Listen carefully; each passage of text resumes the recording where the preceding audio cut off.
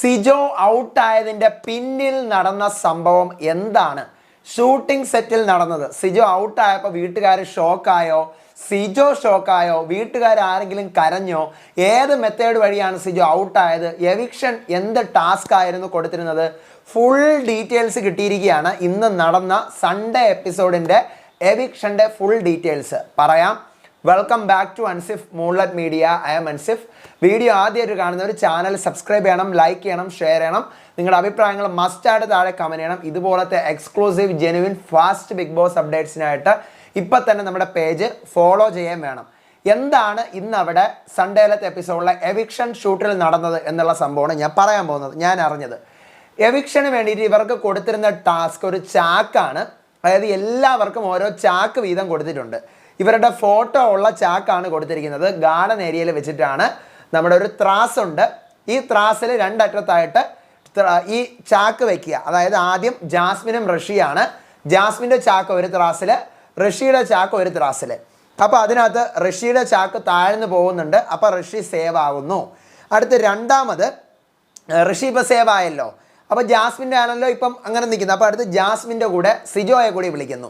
അപ്പോൾ ജാസ്മിൻ ചാക്ക് വയ്ക്കുന്നു, സിജോ ചാക്ക് വയ്ക്കുന്നു. ജാസ്മിൻ്റെ ചാക്ക് താഴ്ന്നു പോകുന്നു. അപ്പോൾ വെയിറ്റ് കൂടുതൽ ജാസ്മിൻ്റെ ചാക്കാണ്. ജാസ്മിൻ സേഫ് ആവുന്നു. അപ്പോൾ സിജോ ബാക്കിയാവുന്നു.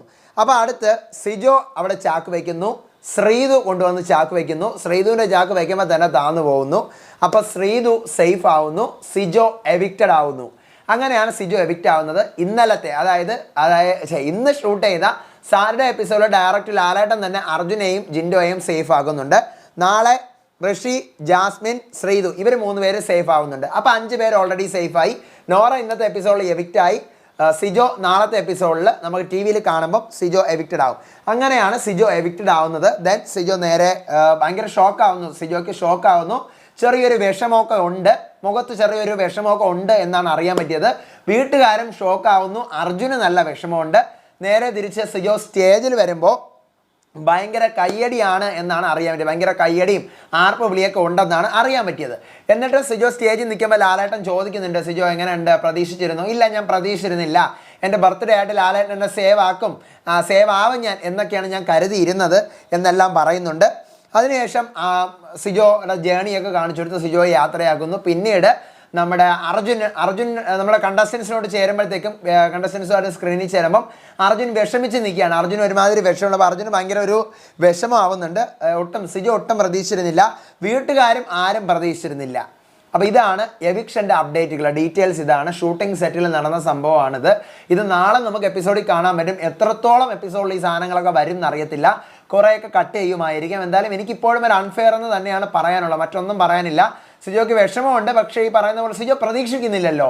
കാരണം അവർ എവിക്റ്റ് ആവും, ഇവർ എവിക്റ്റ് ആവും, കണ്ടന്റ് കൊടുക്കാത്തവർ എവിക്റ്റ് ആവും എന്ന് കരുതിയാണ് ഇരുന്നത്. പക്ഷേ സിജോ എവിക്റ്റായി. നമുക്ക് നോക്കാം. ഇന്ന് രാത്രി ഇനി അടുത്ത പ്രൊമോകൾ വരട്ടെ, അല്ലെങ്കിൽ എപ്പിസോഡ് വരട്ടെ. അതിൻ്റെ റിവ്യൂവും അപ്ഡേറ്റും അടുത്ത പ്രൊമോഡ് അപ്ഡേറ്റും വിശേഷങ്ങളും ഒക്കെ ആയിട്ട് വരാം. അപ്പോൾ അതുവരേക്കും ബൈ ആൻഡ് ടേക്ക് കെയർ.